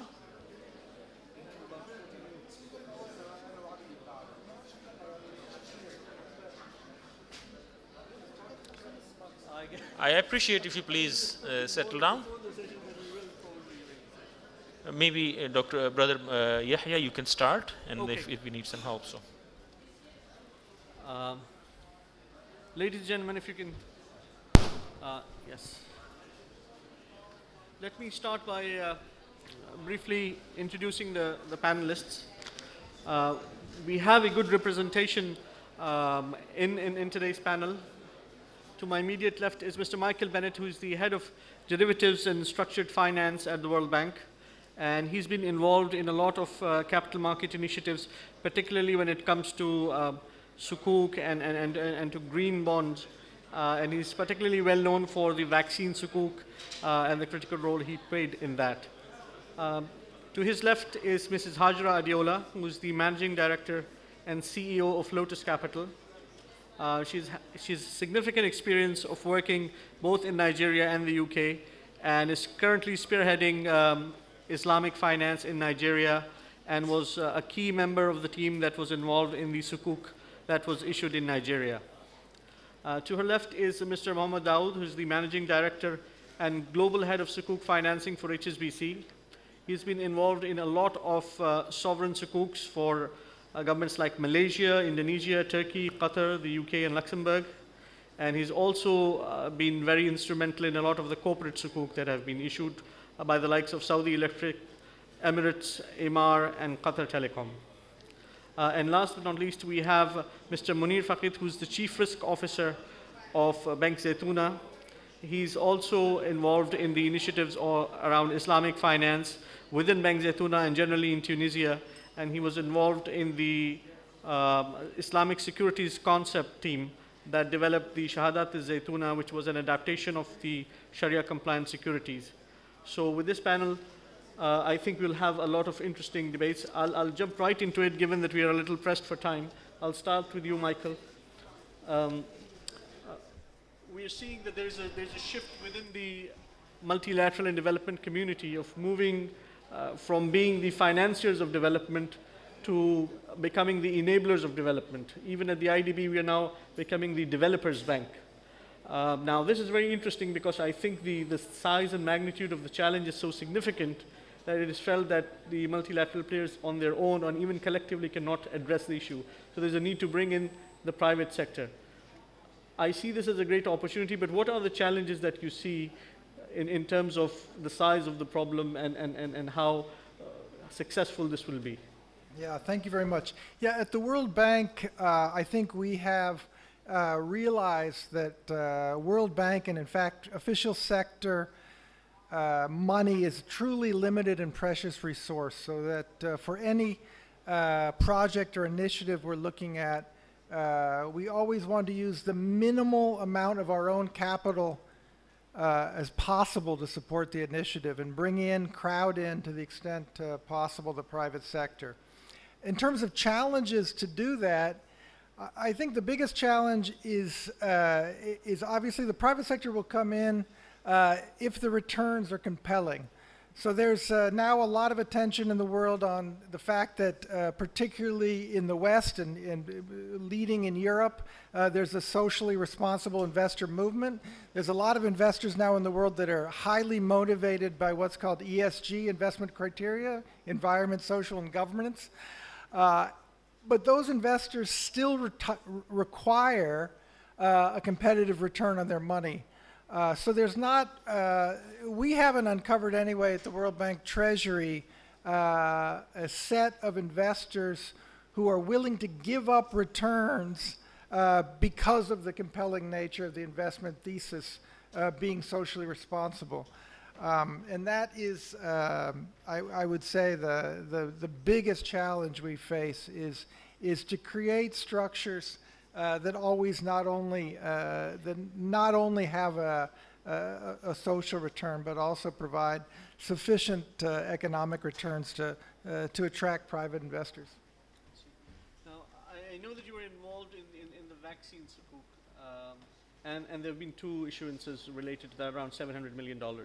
Now, what are the possibilities and opportunities in terms of scaling that up in other areas? Other than healthcare? The vaccine Sukuks we did were a very interesting case because this was, I think, the first time in the international Sukuk market we put out a product which had an explicitly charitable or social benefit. Basically, what we did there was issue a Sukuk backed by 9 member governments, primarily the UK and France. And using those commitments of those 9 member governments, we were able to issue a Sukuk which raised $700 million over 2 issues to support vaccination in the poorest countries in the world, essentially in the 77 countries serviced by an affiliated entity called Gavi, the Global Alliance for Vaccines and Immunization. Very challenging structure because basically we went at 2 different investor bases to issue that Sukuk. One were Islamic investors, and I would say the biggest challenge there in terms of the Islamic investor base was that many Islamic investors, when we laid out the details of Sukuk to them and this fact that it was sustainable, responded by telling us, well, my portfolio is already ethical because I only invest in Islamic products. So we made the case that there must be a difference between a sukuk to fund, for example, building a shopping mall, and a sukuk to fund immunization of children in the poorest countries in the world. Those two things cannot be perfectly equivalent in terms of their ethical nature. But there definitely was a resistance, I would say, from some investors who felt that essentially by investing only in Islamic products, they were already having a fully ethical portfolio. On the other side, we also went to conventional, socially responsible investors with a sukuk for the first time. And there, I would say the biggest challenge was really to get them comfortable with the structure, the underlying cash flows, and maybe one learning we had there was kind of the more we spoke about the sukuk structure, the scarier it became for them. When we first did a roadshow on the first IFM sukuk, we brought along from one of the banks their sukuk expert, their structuring expert. And we thought that was going to be very important. And we put this fellow out in one of the first speakers on the roadshow to explain the structure. And after he finished 20 minutes going into the structure, I looked at the investors' faces and they were terrified, because we had told them this is a AA plus rated investment. It has the same investment characteristics as IFM bonds that they're familiar with. But hearing the detailed description of the structure was actually terrifying for some of them. So when we went on the second roadshow for IFM, we actually left our sukuk expert behind, and we spoke very informally, I would say, about the nature of the structure. We certainly didn't hide the structure, but we didn't go into all the boxes and arrows and line detail. And that worked significantly better, I would say. So I don't know if that's a positive learning from the point of view of those of you in the audience who are sukuk structuring experts, but we found that some of the complications really were overwhelming for conventional investors, and a simpler introduction to Islamic finance actually worked much better. I see. Let me just take on that point and push it to Hajra. I think from what Michael was saying, I think the packaging and positioning of Islamic finance is very important. And given that you come from Nigeria, and Nigeria is a multicultural, multiracial, multi-religious society, I think the packaging of Islamic finance and its offering is very important. So can you share some of your experiences in Nigeria, both in terms of the sukuk, but generally? I know that you're working on multiple initiatives on Islamic finance, from the retail to the asset management side to the sukuk. What is your experience and what are your insights, and how can you, what are the lessons for other frontier markets in Islamic finance for that? Thank you very much. Assalamu alaikum. It's really an interesting journey, and I think the most important thing that you spoke about was the C word, which is competitiveness. From the issuer perspective, it can be a bit of a hard sell. The reason being, I call sukuk, conventional bonds plus. So all the criteria and all the requirements of conventional bonds have to be met, and then you have additional documentation, you have Sharia compliance, SPVs and other structures. So that in the initial stages of development, in the nascent periods of the market, can be somewhat a little bit more expensive and more involved. It's also not cheaper, because on the investor side, they want competitiveness. When I talk to institutional investors, they tell me, look, I'm looking for risk and return. I'm looking at this as an instrument. So it needs to be competitive. So an issuer is saying to themselves, if it's going to cause me more work and it's not going to be cheaper, why am I doing this? There are two reasons which I normally pitch and which I think has worked very well for Nigeria. First is that sukuk are ideally structured for SDGs and for infrastructure development. I think they're the ideal instrument to progress a nation's development. The other thing is financial inclusion, which I think is extremely critical. You talked about a multicultural environment which has its own political tensions, and sukuk has to be, again, approached and packaged as with a what's in it for you perspective. What's in it for the country, what's in it for the people, what are the benefits? And I don't think it can be sold too much from a religious perspective. That's important and that's a given, but that can't be the sell to the market. Because as you said, the market is half religious and half not, and even the religious ones may not care that much, and I find I'm not that sentimental when it comes to their money. So it's actually a very delicate and diplomatic line to pursue. But I think it's extremely important for the SDGs. There's no way that, as the Minister of Finance in Indonesia said, that the public sector can finance and achieve these goals by themselves. And as you said, the role has to become one of enabler. And I think that the trick is for the governments and the multilateral agencies to play the role of de-risking these instruments and de-risking these markets so that the investors feel more comfortable giving it a go. Once they've experienced it, I find it's very much loved. And in the Nigerian experience, for example, where we did extensive roadshows, people really loved the project, the money tied to a project, and being able to see from a layman's perspective what their money is being used for, and having a sense of being a part of national development. I think that's very critical to the packaging of any instrument. I think one thing which is important, and I would like your insight on that, is you see there's a rush from a lot of developing countries to use and leverage Sukuk as a means of resource mobilization.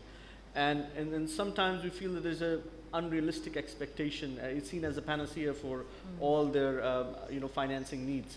And in a rush to do that, sometimes the kind of homework is not in place. So based on your experience, and what that leads to is the inability of any follow-on issuances, because the first issue is more sort of a trophy to be achieved, and then it's done through a decree which waives the tax and the other conditions that are prerequisite.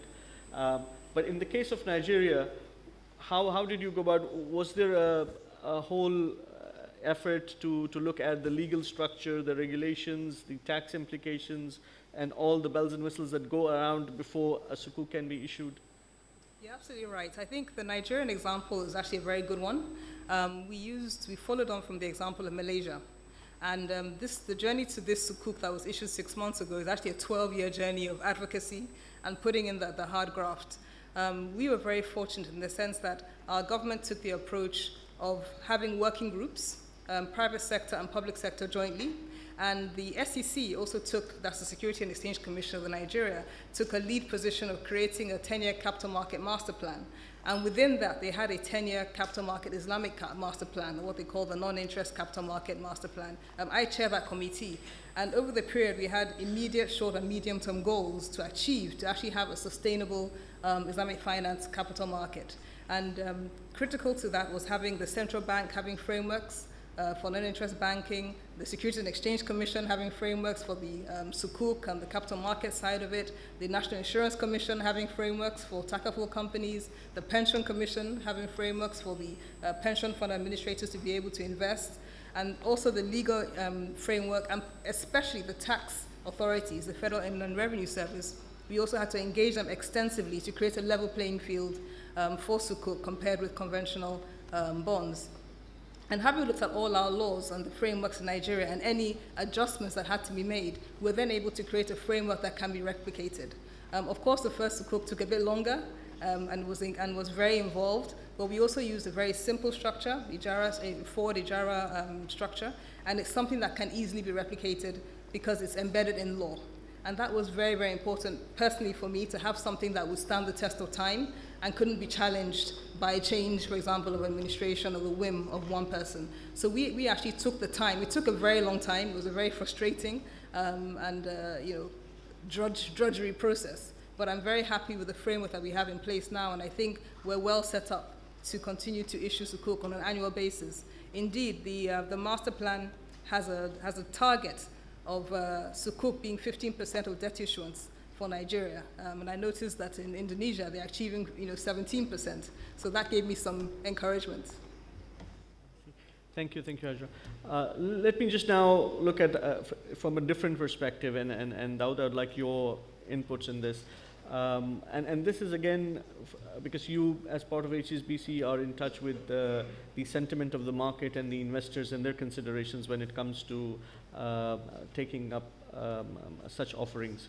You know that Sukuk, while they're very attractive and we see based on the subscriptions to the various sovereign Sukuks that have been issued even in the UK and elsewhere, but we also feel that the Sukuk also have the unique risk when it comes to reputation, where a single transaction or the issuance of a fatwa or an opinion by a prominent Sharia scholar can make a huge dent in the market and perception.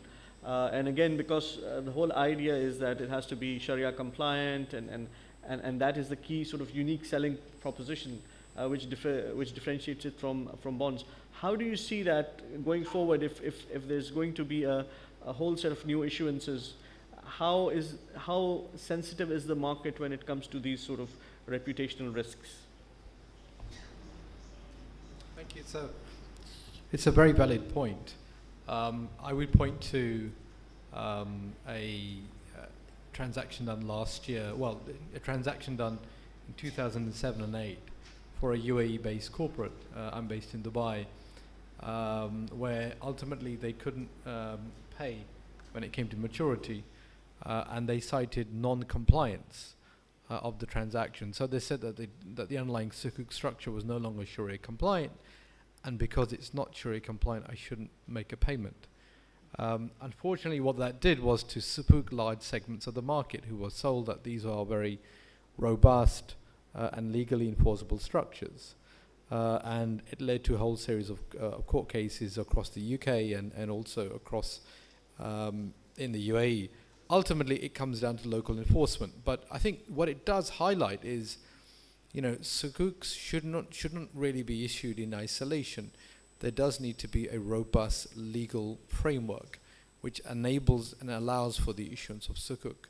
So when Indonesia did their first Sukuk back in 2006, they passed a parliamentary act which gave the legal basis for issuance. And Turkey's done that, and other countries have done that. Oddly enough, what's very interesting is more countries outside of the Muslim world have passed specific legislation when you compare it to countries within the Muslim world. So within the context of the GCC, for example, very few countries within the GCC have passed legislation. But countries such as the United Kingdom, Hong Kong, and Singapore have all passed legislation. So we think that this is incredibly important to be able to give investors the confidence that actually that these instruments have a strong foundation. And once you have a legal foundation, you then tend to then standardize things, and the processes for execution become a lot more simpler and easier. Because ultimately, in a new product in a new market, we should be looking at as much harmonization and standardization as possible. We don't really want to develop the market with 15, 20 different structures. So I think the legal basis going forward is going to be incredibly important. And as the GCC now starts to introduce taxes, we've seen taxes being introduced. We haven't yet seen the governments, say that, Sukuk exempt from those taxes. So I think a legal basis is the key building block from which you then really go ahead and start building the foundations for this market. I think thank you for your intervention, particularly on the legal side. And this is also something that we at the IDB have experienced in our dealings with the various member countries, that the importance of having the right legal and regulatory framework in place. So coincidentally, we have a Sukuk model or project which again looks at leveraging the best practices of countries like Indonesia and other countries and put them all together in one place, so that any country that is now looking, a new jurisdiction is looking at issuance, can actually benefit from the experiences, and then it can customize it based on its local requirements. And so that project is already ongoing, and hopefully we expect that by the end of next year, we should have the entire toolkit ready for the member countries. Now, just as a follow-on, what advice would you give to new countries that are looking at Sukuk issuance, countries like Tunisia, and of course we'll get the input from our colleague from Tunisia, but as HSBC, who has witnessed so many sovereign Sukuks across different jurisdictions, what would you, if there was 2 or 3 pieces of advice that you would like to offer a new jurisdiction which is just starting off with the issuance of Sukuk, what would that be? I would say look at Sukuk as being part of a, as part of a program. It's one element of a broader Islamic finance ecosystem here. I think to look at it just in isolation and just focus on the Sukuk element would be wrong. I think ultimately Sukuk strives on a broader, vibrant Islamic financial system. And as part of that system, clearly the first foundations are the law that we talked about. But a second important element to that is having a number of participants in the market. Now, particularly in a country like Tunisia, we talked about social inclusion as well. I mean, if you take a country like Indonesia, which is now the largest sovereign issuer of Sukuk, on an annual basis, it will issue around $12 billion. About $3 billion of that is issued internationally. About $9 billion of that is actually issued domestically. Now, not every country will have the 3 million people that Indonesia has. Clearly, it's in a very fortunate position. But I think what Indonesia has correctly done is to say that there are, to Mahmoud's speech earlier on, there is an international element and there is a domestic element. And I think both the international and the domestic elements should very much be harnessed and developed. And I think the domestic element would need the creation of a large number of players. So if you do see the more vibrant, successful markets, you have seen there the establishment of a large number of players, Islamic banks, pension funds, other organizations, all actively involved in that market. So I think the creation of many players within the domestic market, I think ultimately will help to lead to a more vibrant issuance program. Thank you. Let me just follow on from that, based on the insights that you've provided, asking Brother Munir, of what has been Tunisia's experience. I know that Tunisia is a relatively new entrant, although there are numerous players within the Islamic finance space. I know Tunisia has been keen on Sukuk issuance as well. So what has been the overall experience in terms of the evolution of the Islamic finance market? And again, it's not just restricted to the capital markets, also on the retail side and generally, given the need for multiple players and having a whole ecosystem that is Sharia compliant. You can share what is Tunisia's experience. Ouais. En fait, je vais m'exprimer en français. En fait, avant de vous parler un peu de la modeste expérience tunisienne en matière d'émission de Sukuk, je veux bien revenir un peu sur le cadre qui réglemente le marché financier tunisien, qui depuis 25 ans n'arrive pas encore à se frayer un chemin dans le concours de l'économie. La Tunisie, c'est une économie d'endettement, contrairement à d'autres pays où le marché financier sont des économies de marché, où le papier financier joue un rôle de relais très important. Depuis 1994, le marché financier tunisien contribue à peine à, disons, 3% du concours des titres de créance, aussi bien pour le secteur public que pour le secteur privé. Et encore, ces 3% sont focalisés principalement pour le papier souverain. C'est dire que ce papier, en absence de mécanismes de dynamisation de marché, de multiplication du papier financier, d'absence de marché secondaire, demeure encore modeste dans le concours de l'économie, où le système bancaire concourt principalement avec les lignes de crédit extérieur à couvrir les besoins des principaux opérateurs économiques en Tunisie. Les Sukuk, depuis 2013, comme il a dit tout à l'heure monsieur le gouverneur de la Banque centrale, la loi 30-2013 qui est inspirée un peu du modèle des fonds communs de créance qui a été adapté aux exigences des principes de la finance islamique. Et en attente des textes d'application, on n'a pas vu encore une émission conforme, disons une émission de Sukuk proprement dit. En fait, il y avait une première tentative de l'État à émettre du papier des Sukuk souverains internationaux qui n'a pas abouti, faute aussi bien de manquements par rapport aux dispositions qui réglementent la loi, notamment en ce qui concerne le statut de l'SPV, mais aussi un grand problème de transfert de propriété de biens publics qui s'est posé. Et en absence de texte d'application, Zitouna Bank, c'était la première sortie au fait sur le marché, et c'était en dehors du cadre réglementaire islamique. En fait, on a pu émerger sur le marché avec du papier inspiré un peu du cadre conventionnel. C'était des titres hybrides qui répondent aux principes même de la finance islamique, qui sont juste milieu entre le titre de créance et le titre de propriété. C'était le code de société commerciale qui était dans ses dispositions relatives au titre participatif. On a pu déceler un papier avec quelques adaptations charaïques, commerciales et réglementaires. On a pu faire la première sortie en Tunisie. Certes, ce n'était pas le nom de Sukuk, mais c'était Shahadat Zitouna. C'est une émission, une première sortie. On a assuré une première sortie en 2015. On a pu lever 45 millions de dinars, suivi par une deuxième, c'était l'année dernière, pour 30 millions de dinars. Et on a voulu assurer la réussite de cette première sortie, surtout qu'elle n'était pas sous forme d'appel public à l'épargne, donc on était obligé, dans un cadre qui a été marqué par un assèchement de liquidités. Ce n'était pas la confiance du grand public et l'affinité des investisseurs institutionnels par rapport à ce papier alhamdoulilah, on a pu assurer la levée, voire plus qu'on a prévu.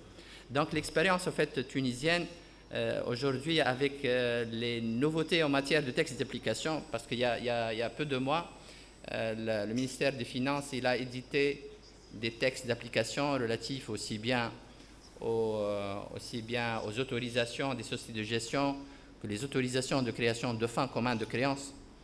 Donc, on espère, en attendant aussi la promulgation d'un autre décret relatif aux partis privés, parce que pour le moment, les partis privés n'ont pas le droit d'émettre sur le papier.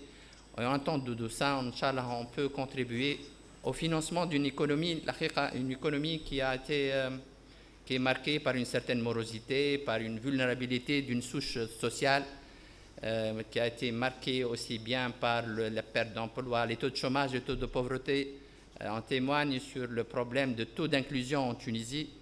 Et si on voit en parallèle la volonté de l'État à travers son plan quinquennal, avec des projets d'infrastructure, avec des projets à caractère social, visant à une meilleure intégration régionale, visant à une meilleure inclusion financière, je crois que le Sukuk peut constituer un instrument idéal pour permettre une bonne canalisation, sachant que les Sukuk, ce sont des asset-based sous-jacents, contrairement au levé de BTA émis par les banques, émis plutôt sous forme conventionnelle par la Banque centrale, refinancé par les banques conventionnelles, et qui finance, comme vous savez, aujourd'hui, le chapitre de fonctionnement qui capte plus que 110% du budget de l'État en Tunisie.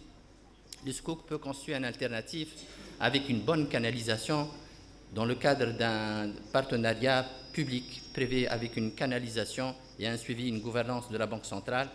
Aussi, l'État, en tant que locomotive pour développer le marché, les Sukuk, le marché de finance, le marché financier islamique, se doit aussi apporter les ajustements, les adaptations nécessaires au texte de loi, aussi bien en termes de formalisation des mécanismes de 3P, à travers, que ce soit la Banque centrale, l'adaptation des titres de créances négociables au Sukuk islamique à court terme, mais aussi au marché financier, notre autorité de marché financier, le CMF, en termes de ratio d'emploi, aussi bien de PCVM que d'assureurs.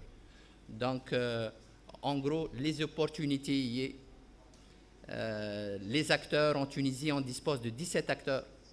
Et tout ce qui est développement de Sukuk islamique pour le concours de l'économie et le développement durable, ça peut être que bénéfique aussi bien pour l'État en quête de papier innovant, que ce soit pour les gestionnaires de fonds en quête de papier frais, dans le cadre des limites d'utilisation des ratios d'emploi, mais aussi pour soutenir aussi bien les TPE que les micro-projets, que ce soit à travers la transformation au niveau des banques, soit la transformation au niveau des institutions de microfinance pour assurer un soutien structurel et soutenir la croissance, notamment dans le cadre du développement durable des zones qui sont exclues actuellement et ne peuvent pas accéder au marché financier. Et donc, espérons qu'il y a beaucoup de travail de part de l'État, soit en termes de volonté d'émission de Sukuk souveraine pour assurer un mécanisme, un marché secondaire basé sur le refinancement des institutions financières, parce que malheureusement en Tunisie, en absence de marché secondaire, seuls les BTA, seuls les bons de trésor assimilables, les emprunts d'État sont refinançables.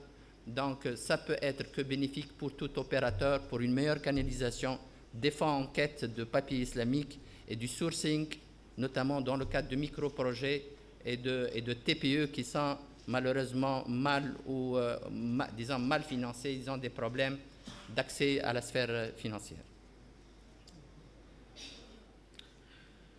Thank you, Mr. Munir. In fact, I would love to ask a few more questions, but I've just received a message that we are almost out of time. So let me just quickly sum up. I think what we have kind of reiterated within the panel is that the opportunity is there, and there is a role for multilaterals to play in terms of bringing the private sector into the SDG space and the Sharia compliance space, whether it be through of their own or through the marrying of ethical and value-based investments and that. However, it's not an easy job. It requires a lot of homework in terms of having the right legal framework, the regulatory framework, and having an entire ecosystem, be it the secondary market, other players, because Islamic finance is like, it requires its whole ecosystem. It cannot be just one institution or one instrument. So I think that is important. In terms of risk, it is important to ensure that the right standardized products are in place, and the market and the regulators ensure that issuances are robust and they have been, and I think that is the lesson for the new entrants, and I think that was validated both from the insight we got from Hajara about Nigeria and from Tunisia, that I think the challenges that they are facing are more in terms of the groundwork. And I think that is again an area where the IDB and multilaterals can help in terms of building that capacity and knowledge and sharing the experience of other countries that have gone through the same process. Because I'm sure other countries were asking the same questions. Indonesia was asking them maybe 10 years, 20 years ago, or Malaysia. So we can always learn from the experience of others. So on that note, I would like to thank you all very much for your very kind and insightful intervention. Thank you very much. And I'll pass it back to Brother Dawood, if he's still around.